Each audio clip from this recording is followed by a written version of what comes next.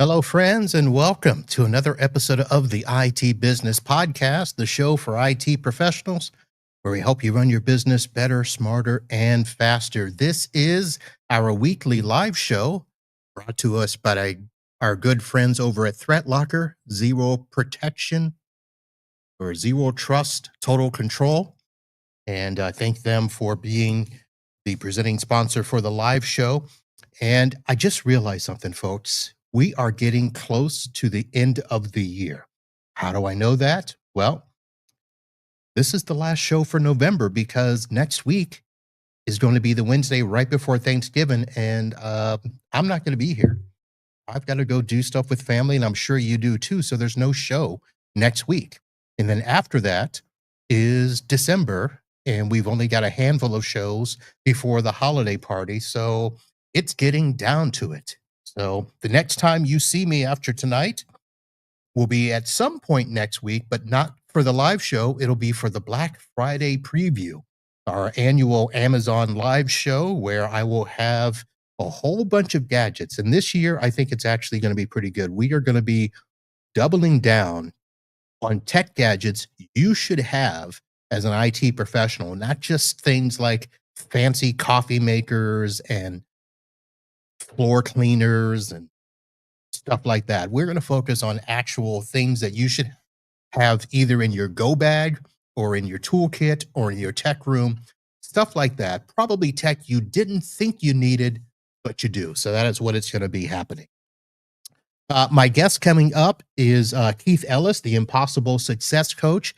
He was on a show. You may think it was a long time ago because there's been a whole bunch of shows since then. He is back for a second trip, and we are coming down to the end of the shows that I recorded while at IT Nation. So we're going to start to slow down, enjoy, kick back, enjoy the holidays. So that will be happening. I don't have an actual tech story that I'm ready to share. I did have one. I had a client that we parted ways back in 2012. They reached out to me and wanted to ask my opinion and see if I would be interested in helping them again. And I wasn't quite sure about it because I can only tell you this. I don't remember exactly why we separated. It was a weird situation. They were, let me try to describe this in the best way possible. They're really a cable company, but they also sell telephones. They also dabbled in the tech space every now and then. And we went through a period where they wanted me to help them with their tech support for their customers because they had gotten rid of the techs that they had, long story short. So even though I used them as subcontractors for my jobs, they then would use me as a subcontractor for their clients. And a couple of their clients actually reached out to me separately and said, hey, can we just work directly with you and not through them? And I had to go through this whole thing of saying, look, you're their client. You need to work that out with them. And it actually did work out. I actually got two clients that became mine because of them. That may have been why we parted ways, but I did the right thing. I asked them to do it their way. It wasn't where I said, yeah, let's do it behind their back or whatever. But here's the crux of what happened. So I decided, yeah, I'll come and take a look at your network and see if we want to join forces again. They also asked me to kind of go over their agreement that they had with their current provider. And what it was is it was a MSP that got purchased or rolled up into one of the, shall we say, national MSPs. I'm not going to say the name. You know them. They are quite prominent, and it's one that gets talked about a lot. And I was like, interesting. And they had me looking at the pricing that they were giving them, and they had literally lined item out all of the stuff. It wasn't like they did, here's your monthly price, here's your basic support, here's your cybersecurity. They literally listed the stack items in there, and I found that quite interesting. And I realized that, you know what, this is not going to be for me. So I actually gave him my 3-tier quote for basic support, cyber support, and then a complete package with on-site service. I do not expect to hear from them, but that was quite interesting. If I ever get to the point where I can talk about that confidently, I know some of you will ask me, who was it? I'm not going to tell you, but that was interesting. I also was going to talk about yesterday when everybody was having the Cloudflare issues. I actually had come across another podcast with the title, It's Not Your Fault to Fix the Internet. And I thought, how timely is that? And I started to go through the podcast and listen to it, and it had nothing to do with Cloudflare. It had nothing to do with DNS in particular.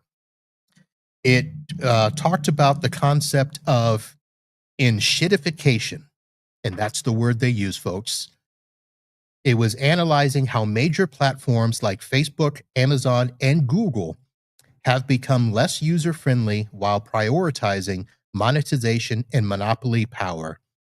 And that, of course, we all know that.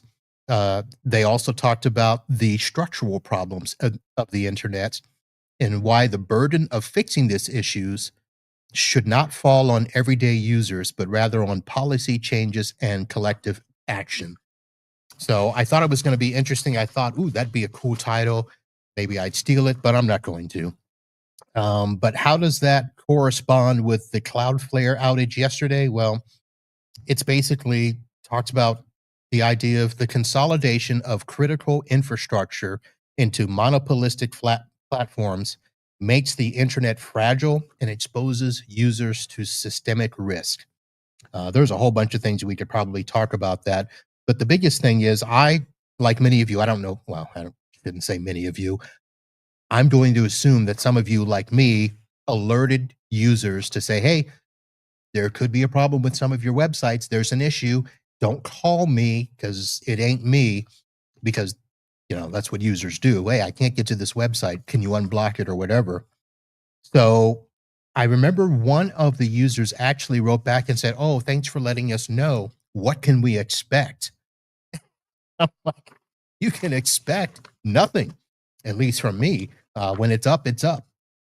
I did do a little more research, and I found out that Cloudflare protects and routes traffic for about 20% of all websites.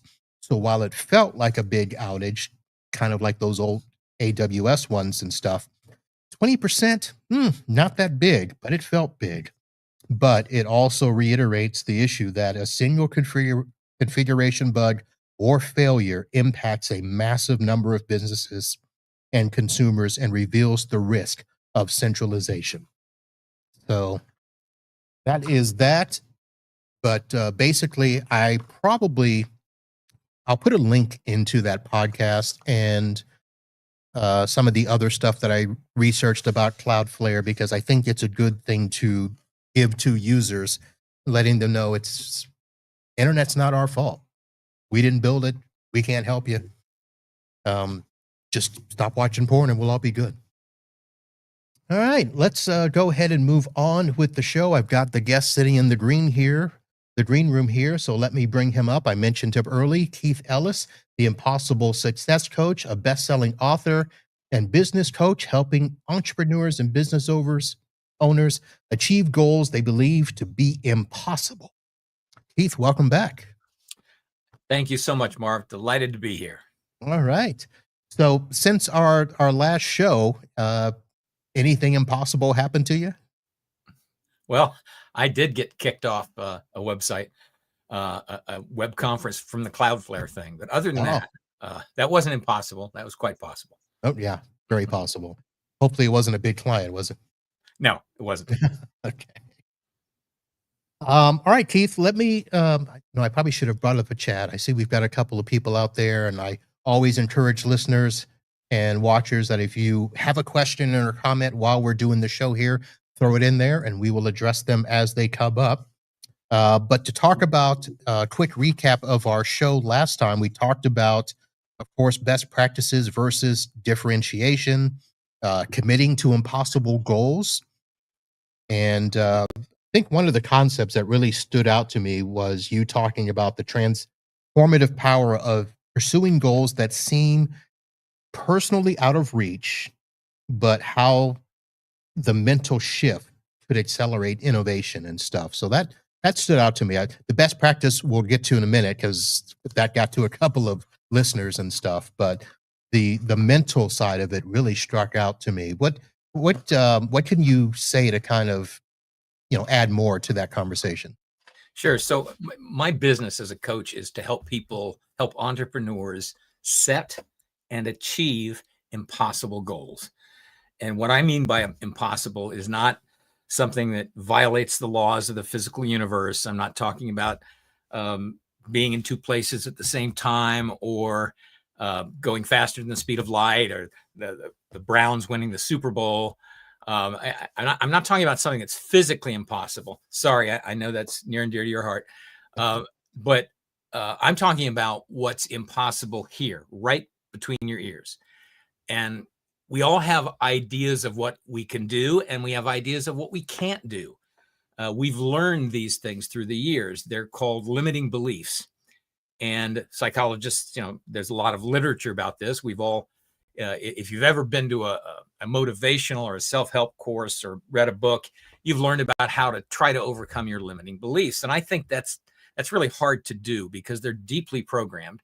And when you try to go after them directly, they essentially dig in deeper.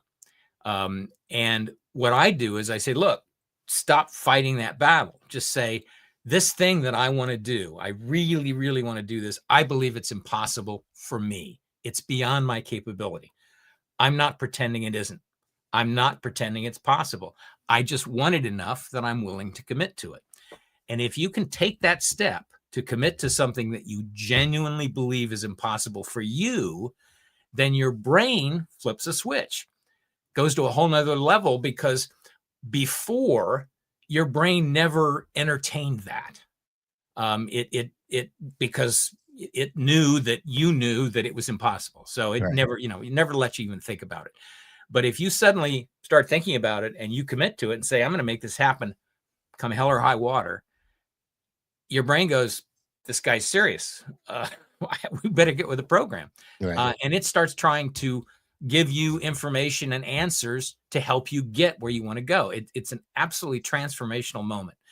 But you can't, it's one of those things you can't talk about really, because it doesn't compute, right? How do I understand what that is unless I've experienced it? But if there's something you want so much, and the classic example I give, I work with entrepreneurs.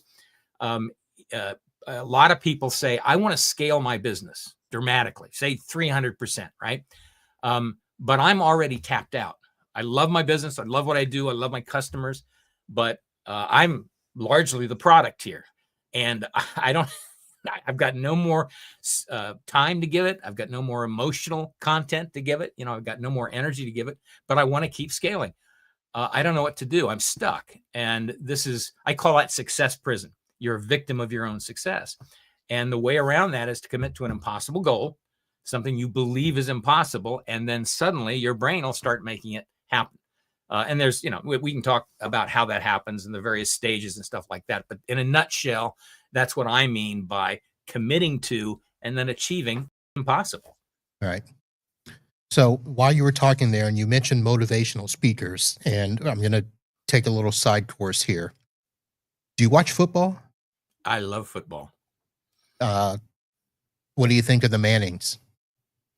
They are, well, now they're charming. And his Peyton's piece on motivation just cracks me up. That's exactly where I was going. So tongue in cheek and so brilliantly done. I mean, the guy's a stand-up comic. He really is good. So I was going to go there exactly because yes, he, of course, it's a brilliant commercial. But part of me listens to him do that. And, of course, I'm not going to call any names out, but we know a lot of those types of motivational speakers. We have some people in our industry that kind of, I don't want to say mimic them, but they do the same type of, presentation and stuff. And it's all about, like what you said, belief that you can do it. And sometimes it feels rah, but how do you go from that rah, yes, I'm committed, yes, I believe, to actually making it, boots on the ground, ready to go? Well, and that's a great question. And I'm when I do a speaking engagement, I'm generally introduced as a motivational speaker, but I don't know how to motivate people. I make a lousy football coach, presumably. I don't know how to motivate people, but I do know how to get them to do what they want to do. Now that seems like a fine distinction there, but it's huge. I was in sales for many years with high tech companies, startups, and large companies, and I never, people. The joke in sales is, this guy, a really good salesperson, and I was a pretty good salesperson, can sell ice to an Eskimo, right? That never made any sense to me. Why would you sell ice to an Eskimo? He doesn't need it. He doesn't want it, right? I don't know how to sell somebody something they don't want. Never figured that out. Never wanted to figure that out. I know how to sell them something they want. And the same is true with what I teach in terms of impossible goals. I don't know how to convince somebody to want something that they don't want. I just can't do it. But my point, this is why I said earlier, it's really hard to get this if you haven't experienced it. Once you commit to the impossible, once you say, I want this, I'm willing to pay the price to make this happen. I don't even know what the price is. It's beyond me. I know that. Don't know how I'm going to get there, but I'm going to commit to making this happen. Now, the weird thing is, we do this in our early years. We do this automatically. I call it the impossibility instinct. It's programmed into us. I mean, when you were, let's say, 9 months old, you were crawling around and you kept trying to get up and walk. Guaranteed. I did the same thing everybody does. And you keep trying it. You are physically incapable of doing it, emotionally incapable, psychologically incapable of walking. But by God, you're going to walk. And you do. And then you do the same, and then you start running, as every parent knows. First you're crawling, then you're walking, and then you're, oh my God, this kid's running around. I can't keep up with him. But you do the same thing when you learn to read, or you learn to write, or you learn to ride a bike, you learn to drive a car. These are things that happen sort of as rites of passage. We just kind of assume they're going to happen, and something that was impossible for us suddenly becomes easy. And we do it over and over and over again, and then we forget about it. We forget we did that. We forget that process because we get to the point where it doesn't happen as a rite of passage. It has to be a conscious decision. But the same instinct is in there. The same process works. You just have to pull it out and say, okay, I can't do this. I am incapable of doing this, but I want it so much, I'm going to commit to it. And when you do that, that's when that switch flips. And that's when you start solving problems that you never even entertained because you weren't willing to consider them. All right. So I'm going to shift gears here because I want to get this out of the way. I've been sitting on this. I had a listener write in and ask this question, and it was exactly the topic that we thought it was going to be. And it was addressed to me to ask you. You say best practices are just average practices once everybody's doing them, but our industry thrives on standards for client trust, insurance, and compliance. How can MSPs or consultants actually ditch these practices without risking their reputation or opening themselves up to liability? That's a terrific question, especially coming from folks in your industry. And nowhere in my comments did I say you should ditch standards. What I said is you should ditch best practices. And the way best practices typically get promoted in the business world, and tech is different, and we'll get to that in a second. But the way that best practices get promoted is, we're going to do this cool new thing, and if you dig a little bit below the surface, you find out, well, why are we doing that? Well, because I learned about this at a management training seminar. Well, where'd they get it? Well, they got it because all these other companies are doing it. So it's something that was novel. We aren't doing it yet. It rises to the top. We label it best practices, and suddenly everybody's doing the same thing, which means it's not best anymore. It's average. Now, in the tech world, when you talk about standards, that's something entirely different. Standard, for one thing, you have to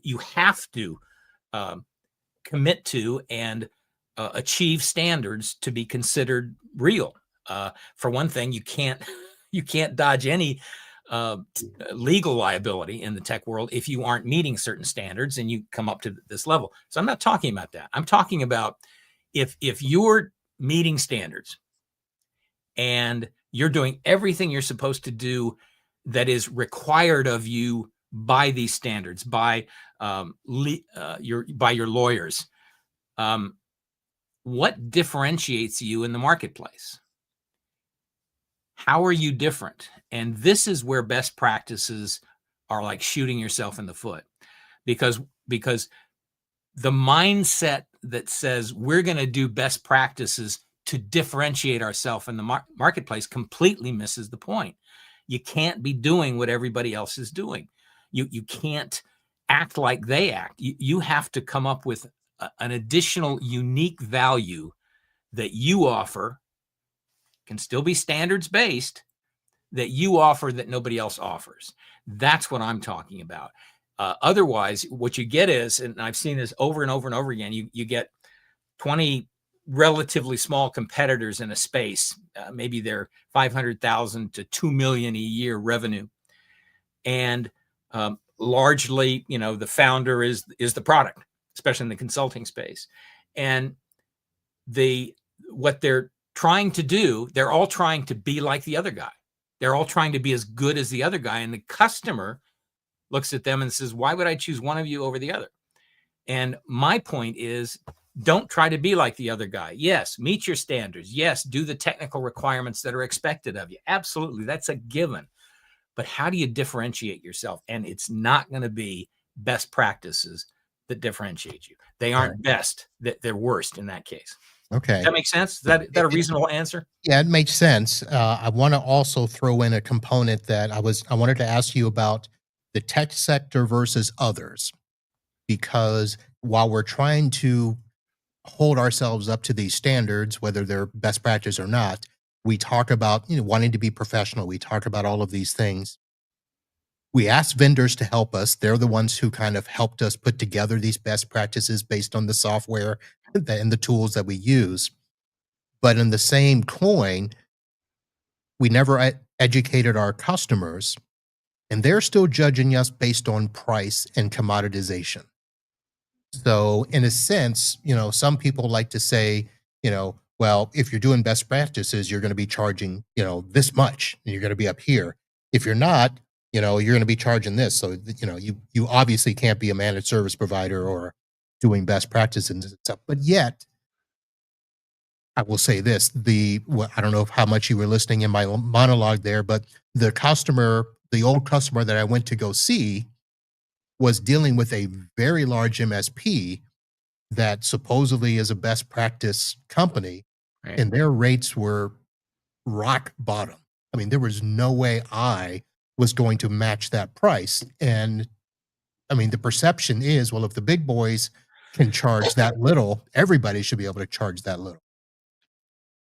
Yeah, that's a whole nother, pricing is a whole nother discussion, and we could get into that and spend considerable time on that. But let's just deal with exactly what you're talking about, this idea of best practices in that context. Take ISO certification, for example, at whatever level it's relevant to your practice. You have it, right? Your competitors have it. If they don't have it, that's a differentiator. Okay, that's good for you. That's wonderful. But the chances are, if they want to compete in the same marketplace you're competing, they got to get it too. Okay, maybe several of them. And maybe that's just one piece. There are Microsoft certifications, all kinds of other things that are certifications. So you get all that stuff. And now what do you have? You have what everybody else has. So what you don't want to do is be evaluated on commoditization and price. But if you haven't successfully demonstrated yourself, if you've been focused entirely on standards, right? Best practices, whatever you want to call them, instead of focusing also on differentiation, then you give your customer no ammunition to choose you over the competition, except what they're used to doing, which is price. So what you want to do is get out of the price conversation entirely and offer your customers something they can't get from someone else. So they're not asking about price anymore. I mean, price will ultimately matter in the sense it's got to fit into a budget and stuff like that. But if you're offering more, there's a little piece of their brain that says, well, of course they're going to charge more for that, right? Because they're offering more. And if they want it, because you've communicated the value to them, and it has to be valuable to them. Again, don't ask me to help you try to talk somebody into something they don't want. I can't do that. Right. But if they care about, take for example, security, right? If they care about security, and there are all these standards, best practices for security, and you check all the boxes as your competitors do, what else can you do for them? I mean, that's a valid question to ask yourself. What else can I do to help these guys sleep at night that my competitors are not doing? And if you come up with something and an honest, plausible, compelling story, you can charge more for that, because you're offering this additional service. That's what I'm talking about. Focus on the differentiation, in addition to the substrate of all the certifications and standards you have to have. Now, I say tech is different. You can make the same argument for lawyers, for accountants, for financial services advisors. They all have regulations that they have to adhere to. They have to do certain things in a certain way. That's a given. Don't talk about best practices. None of that's best practices. It's average practices. Those guys, to win in their environment, have to do the same thing I was suggesting in your environment, which is differentiate. What can you do that's beyond those standards that your other guys, most of your competitors, will be simply too lazy to do? And that's how you win.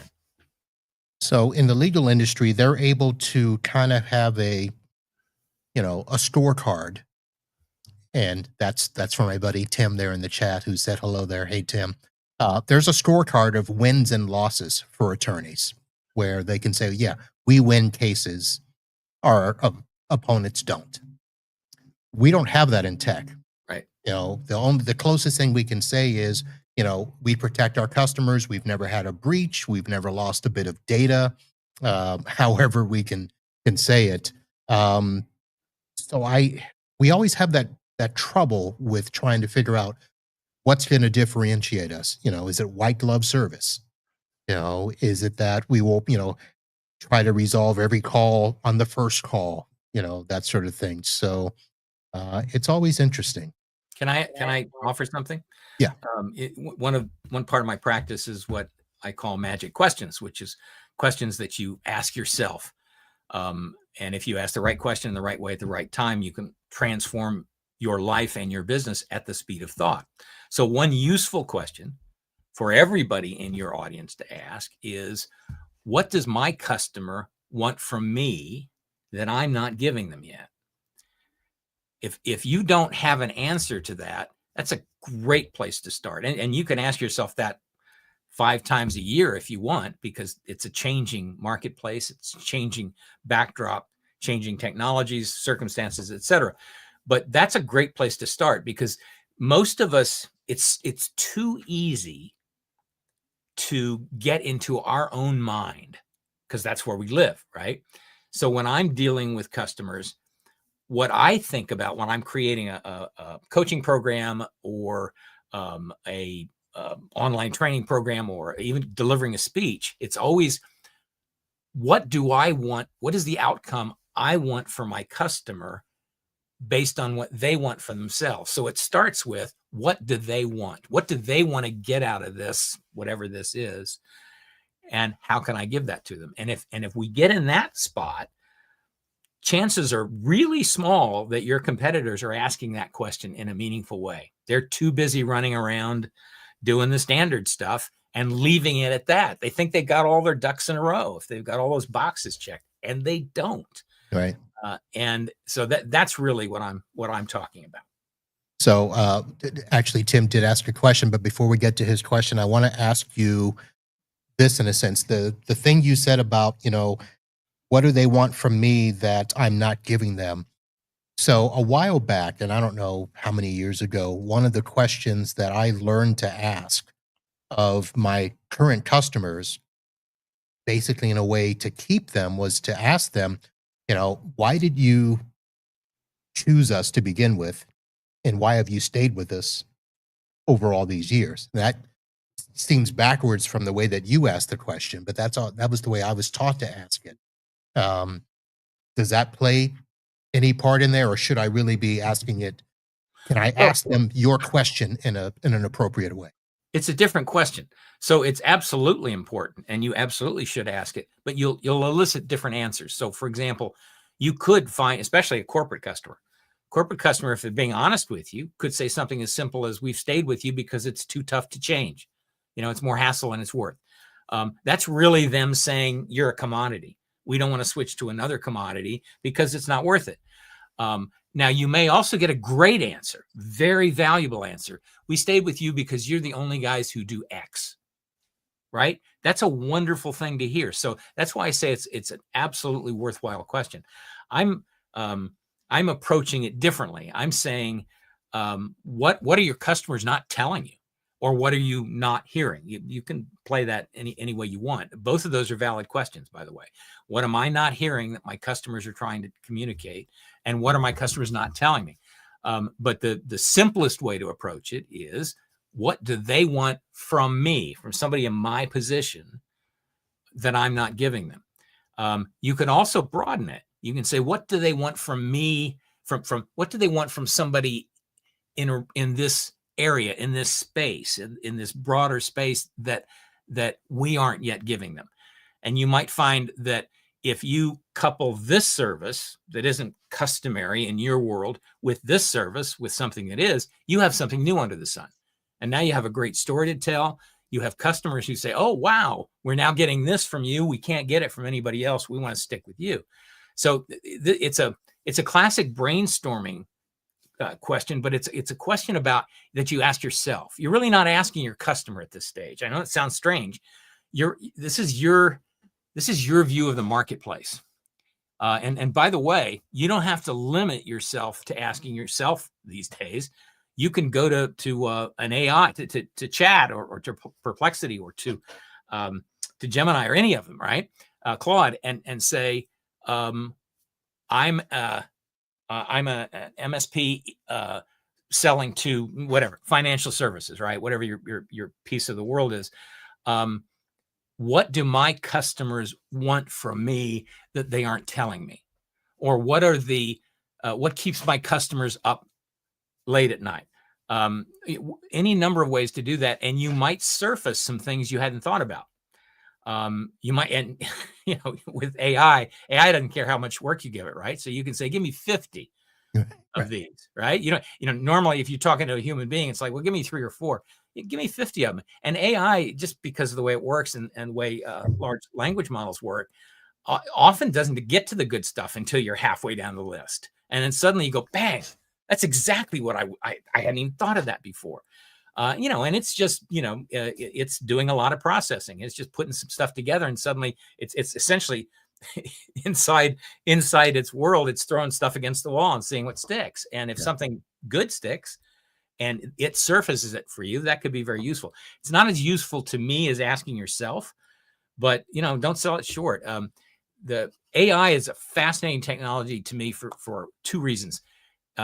It is terrible. It can't answer any questions that really matter. And we can talk about this at length if you want. It can't answer any of the questions that really matter to us as a human being. It can't tell you what your favorite flavor of ice cream is, right? It can't do anything that simple, but it can come up with some very interesting questions that you can ask yourself. So it can't answer questions, but it can source questions, if that makes sense. I love the irony. Okay. So skipping over Tim's question, I want to, because he right in the middle of what we were talking about, he said, you talked about, what keeps you up at night. He said, instead of asking what keeps you up, flip it. Why do you get out of bed in the morning? What motivates you to get out of bed and do the thing you do and make the widget you make? Protect that. Totally agree with that. Yeah. And then I was thinking of, you were asking, the question about, what are the customers, getting from you that they can't get from other. One of the things that I found that has worked is trying to get into those conversations with the business owners, decision makers, or whatever, and finding out what they're seeking that they may not think to ask you. I mean, years ago, the IT department didn't do the phones. They would go out and find their own phone provider. They would go out and find, you know, their own internet. They would just call up the internet company on their own before calling us. Now, Right. at least most of my customers, anything that they want to do, they at least call me and say, "Hey, do you do this or do you know somebody?" So that's a way to get in there, in my opinion, is to have them call you first. And if you have to direct them somewhere else, that's fine. At least you gave them the direction and they think, well, you push me in the right direction. I'll be sure to come back to you next time. Yep. That's So, it. That's because uh, you're in a position where they know you, like you, and trust you. That's right. where you want to be, right? Yeah. I do want to come back to Tim's earlier question, but I know that that's going to kind of take us down a different road. So I want to make sure that I thank my sponsors here. So let me grab my sheet here and just do a quick shout out. Um, our show is presented by ThreatLocker. ThreatLocker unifies security policies, letting you monitor every app, script, and file with complete audit transparency, backed by 24/7 cyber hero support and easy policy management. You always have expert help and peace of mind. And if you're watching the screen there, check out our page, itbusinesspodcast.com/sponsors, and support those other people that support us on the show. And thank you to our patrons that also help to pay the bills. So, let me go back to the comments here. And I didn't know how to transition to this, but Tim asked, "Hey Keith, what makes a good differentiator for an MSP?" So I'm gonna. So I'm one of those maddening coaches. I don't have the answers. I have the questions. So here's a question that is going to come completely out of left field. Okay. And that's the question Tim just asked, except he asks it of himself, right? So Tim, ask yourself that. And when you ask yourself that, in other words, what could differentiate me as an MSP, right? When you ask yourself that, here I have what's called the magic process. It's for asking questions in a certain way. I call them magic questions. So of course there's an acronym associated with it. But the first step is to you need to insert yourself in the question. It's a first person question. You're asking yourself this. You're not reading it off the page saying, what do you want to do? You're saying, what do I want to do? Insert yourself in the question. And then ask it out loud. This is one of those things that it's the simplest thing in the world. And nobody will do it because they're embarrassed or whether they think it's silly. Ask it out loud. And while you're at it, stand up. Get your whole body into it, because the brain and the body are constantly in communication. I'm not getting in a bunch of woo-woo stuff here. I'm talking about solid, hardcore science. They're always communicating. And if you can get your body involved in a question by speaking it out loud and hearing it as a question, and by actually standing up, you actually dig deeper into your mind to get answers. So ask it out loud, ask it standing up, and then here's the trick: capture everything you come up with. We all have this tendency. I'm not going to say you have it. I have it. That's why I learned to get around this. We tend to dismiss, we tend to censor ourselves. It's like those limiting beliefs, right? So you ask yourself a question: what would differentiate me? And you say, well, this would make me, oh no, I can't do that. Never mind. Well, maybe, nah, I can't do it. Never mind. Write everything down. Write down the silly ideas. Write down the stupid ideas. Write down the impossible ideas. That's where your gold is. And then afterwards, you can edit. Afterwards, you can evaluate. But when you ask yourself a question, you want your mind to open, not close. And if you stop listening to yourself, this is just the way the human mind works. Again, it's science-based. If you stop listening to yourself, your mind will go, okay, he's not really serious about this. I got nothing. And it'll just, go on thinking about football scores or something. So when you ask yourself a question, listen to all the answers. And by the way, the answers may well come, some additional answers may come 2 hours from now, or even 2 days or 2 weeks from now, or in the shower, or when you're taking a walk. That's the way the brain works. A question is virtually impossible for the brain to ignore. Let me give you an example. Everybody put your listening ears on. All right, here's a question. What color are your mother's eyes? Now, I guarantee you that nobody in your audience could ignore that question. You might say, oh, I don't want to go there. You might have a problem with your mother. Your mother might have passed, you whatever. But I guarantee you can't ignore that question. And your brain, even if you fight it, your brain is going to try to answer that question. And it'll keep digging until it comes up with it. By the way, this is a vector, but I got to tell you this. When I first heard this question, I didn't know the answer. I didn't know what color. What if you don't know? I didn't know the color of my own mother's eyes. Fortunately, she was still with us, and I could go and find out. And I was like, hi, Mom, and I'm doing this stuff, checking it out, making certain. But I knew her face, I knew her expression, I knew everything else, but I couldn't answer that question. And that really bothered me. But I also realized that how powerful questions were, because I couldn't let it go until I got that answer. Anyway, so that's just Tim, not to put you on the spot, but it's a question you should be asking yourself. It's a great question.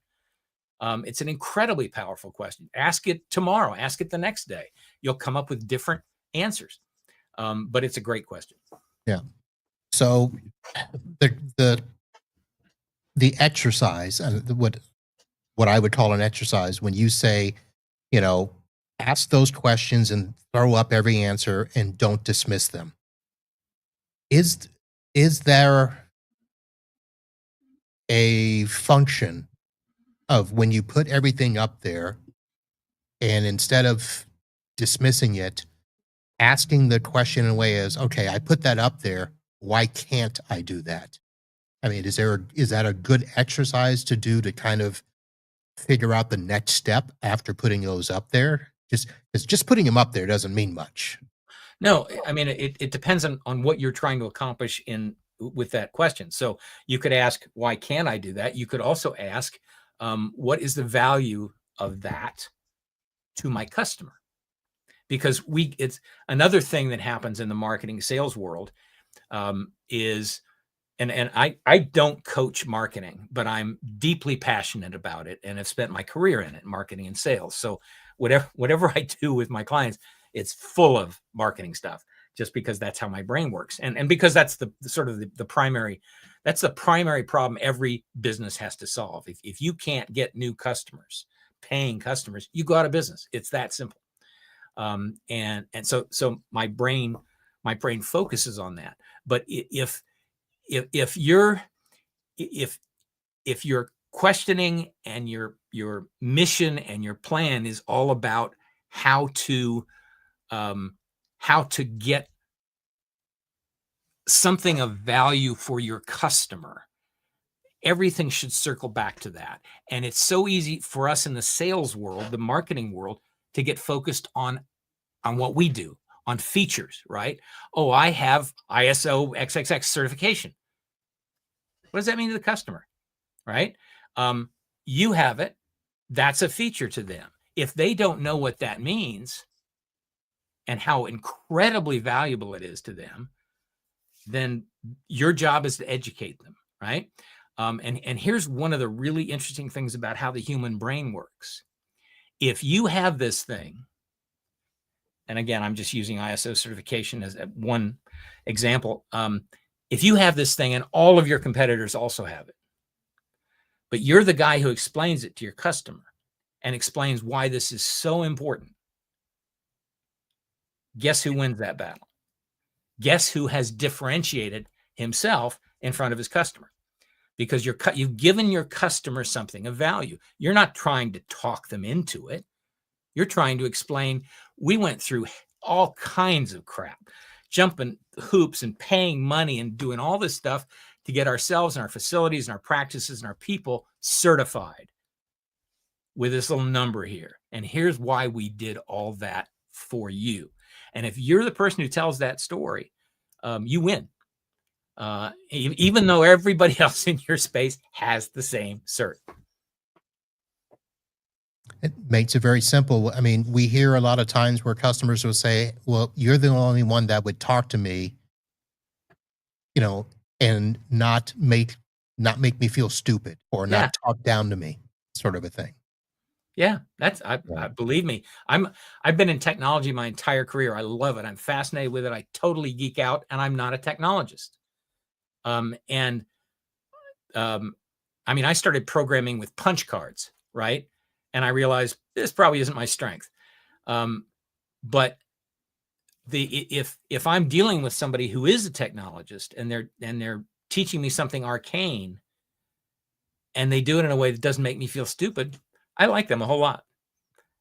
I mean, what a simple, easy thing to do to enhance a relationship. And ultimately, that's the differentiation you want. You want them to know you, to like you, and to trust you. And if you get there first, you're hard to dislodge, because everybody else is going to come in there talking about features and all this. We do all these wonderful things, and that's not what the client cares about. Client cares about dealing with somebody who doesn't make him feel stupid, who makes him feel secure, who helps him sleep at night, right? And none of those are technology based. They're all human to human based. Very interesting. Let me switch gears here and ask another question that came in, and it was actually addressing your success prison trap, since most of us who are technicians fall into that. And the question reads, most of us who started MSPs or started our MSP did it for freedom and autonomy, but now we're busier than ever. What 2 to 3 actionable steps would you actually recommend for breaking out of the trap instead of just grinding harder or hiring endlessly? I don't know what the hiring endlessly means. You could almost lift this from one of my web pages. It's a great question. Okay. Because the niche I work with are entrepreneurs. They aren't necessarily tech entrepreneurs. They can be. They can be legal and financial service and all these other places. They are typically the product. That's really what your guy is saying. I'm still the product. I'm selling me. Even if I got a team, I'm selling this wonderful service that I created when I started my company. And that means they're not scalable. So not only are they running hard and putting themselves away wet every night, but they want to grow, because as entrepreneurs, we want to do that. We just know that's how you survive, right? You keep getting larger and more successful and have more profit. And, but if you're already pedal to the metal, redlining, you can't do it. So that's really what he's expressing. I call that success prison. Other people call it, Alex Hermosi calls it the swamp. Entrepreneurs of a certain size get into this thing where they can't really grow beyond it because they're running as hard as they can just to stay where they are, which is successful. And the irony of what your friend just shared with us is that they're successful, that they're making money. They started this business to have freedom. They've succeeded in their business, but they don't have freedom. They have less freedom. They check their emails when they're on vacation. They miss dinners at home. They miss soccer practices, and all this. Yep. It's maddening, but it's the game they've chosen. So, actionable steps. You ready for this? Set an impossible goal. That's the first actionable step. And here's why. Everybody, I'm sure, in this call has heard about the 80-20 principle, right? The 80-20 rule, Pareto's law. 80% of your activities produce 20% of your results. 20% of your activities produce 80% of your results. This is a real thing. It's something that the numbers may vary from area to area, but it's really true. This happens over and over and over again. And here's my problem with it. And it drove me nuts because I got tired of hearing this. The 80-20 rule, that's how you solve all your business problems. The 80-20 rule is not predictive. It looks backwards. It says, okay, here's the data. Here's what we did in the past. Here are the things that 80% of what we did produced 20% of our results. We can measure that. We know that. What do you do tomorrow? What do you do going forward? How do you know in advance? Because who would waste their time on the 80% that's a waste of time if they knew it was a waste of time, right? I mean, think about that. You wouldn't do that. So if you know that 80% of what you're going to do tomorrow is a waste of time, don't do that. This is not hard. Don't do that. Figure out the 20% that is going to give you most of your results and do those things. So that's the actionable step for this person, right? But how do you figure that out in advance? And the answer is an impossible goal. And here's why. Let's say your objective for your business is to grow your business by 30% this year. That's a hefty number, and call the growth anything you want. Growth to the gross revenue or growth to the profit or both, whatever.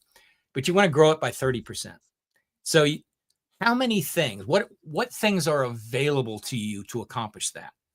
And if you do your homework, you'll come up with probably hundreds of things you could do. Hundreds. Sell better, market better, extract more revenue from your customers, find new customers. There are all kinds of things you can do. You don't know what's the best thing for you to do because you don't have enough time to properly evaluate all your options. It's impossible. So what you do is you may hire a consultant, you may hire a coach, you may hire specialists, you might have a committee or a meeting. But in the end, what you do is you essentially pick a couple of things from this long list and you say, we're going to do those. And by God, you hope you're right. You throw the dice and you hope you're right. When you commit to an impossible goal, your focus shrinks. So let's say it's not to grow your business by 30%. It's to grow it by 300%.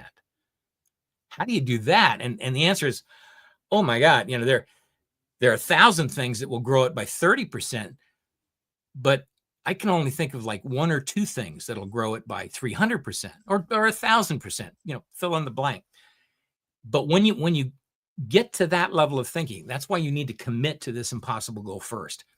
When you commit to it, your brain suddenly says, okay, so there are like two things to think about. You think about it, you figure out, okay, this is what we're going to do. Now the 80%'s gone. This is how you get rid of the 80%, by focusing on such an audacious goal, you believe it's impossible. And that essentially clears your mind, it's like taking all the crap in your desk and pushing it into the wastebasket and focusing on the things that'll really move the needle in your business. That's how you do it. So that's the first actionable step. Set an impossible goal. Okay. That alone should make somebody work. I don't want to say extra hard, but that's a lot of work to do that. Well, here's the thing. Here's the dirty little secret of setting an impossible goal. And nobody's going to believe me when they hear this, but what can I say? When you commit to an impossible goal, it's actually easier than what you're doing now. That's why I went into that whole spiel about the 80-20 rule. Remember, you've simplified your life. You've just taken 80% of the crap on your desk and thrown it into the trash can. Your life is easier now. It's easier to achieve impossible success than it is to achieve incremental success. That sounds crazy. It sounds impossible, but that's why it works. You've cleared a path. That's you right. know where you're going, right? That's okay. Exactly it. All right. So we're going to run out of time here, but earlier when we were talking about the questions and how to ask them, I was going to ask you if this was kind of the crux of your book, Magic Questions 2.0. Because when I looked it up and stuff, I remember that the idea was to teach you prompt engineering for your brain. Did I get that right? You got that right. Okay. So that's a book that's about questions. That touches on the magic questions that we were talking about earlier. There's also a book that I've got out called Work Less, Scale Faster. It's about 60 pages. It's free. And if you don't mind a shameless plug, if you go to keithellis.com, you can put in your name and email address and get a free copy. And that takes you through the impossible part of it. You can also get, and I think there's a link in the book to get the Magic Questions book, but the impossible goal piece is such a departure for most people. Most people are pretty used to asking themselves questions. Yeah, there's some tweaks, and there are all kinds of questions. There are like 400 questions in that book. So that's useful in and of itself. But the impossible goal tends to be a real stretch for people. And it's because they think it's harder than what they're doing now. They think, I gave the example of 30% growth versus 300% growth. Nobody can work 10 times harder, right? Nobody has 10 times more time. So they automatically dismiss it as, oh, that's beyond me. And what I'm saying is just the opposite. I'm saying if you committed to the bigger goal, your life would simplify. It would actually be easier. That's what's explained in this book called Work Less, Scale Faster. All right. I was just trying to look and see if I had something else there, but I think that that will do it. So, Keith, thank you very much, and thank you for indulging us, especially when it comes to the best practices discussion, because I knew that would resonate with the listeners here, because that's what we get drilled in our head about. It's great, and these are great questions. You've got a wonderful audience. Yeah. Thank you for having me. All right, and Keith has already mentioned where you can go to find him, keithellis.com. We had a link in the previous podcast show notes about the 10 magic questions. If you can find that as well, I'll put that in there again, that you can go and do that. And we'll have to get links to the, so the Work Less, Scale Faster, you said, is free. Yep. And then the Magic Questions 2.0, is that available on the Amazon? That's on Amazon, yep. Okay, so we'll put a link to that. And I appreciate your indulgence. Thank you very much. Delighted to be here. Thank you, man. Talk to you later. Folks. Thank you, sir. That's going to do it for this episode. I already told everybody there's no live show next Wednesday night, but I will be back with a Black Friday preview. I don't know when yet, but it should be fantastic. Tech tools you should have, but probably don't. And then we'll start getting into the holiday shows. And yes, you heard me say that with an S. Holiday shows. We are working good on that. So thank you all, folks, for tuning in, for watching, subscribing, and we'll look forward to seeing you guys here again. Until next time, holla.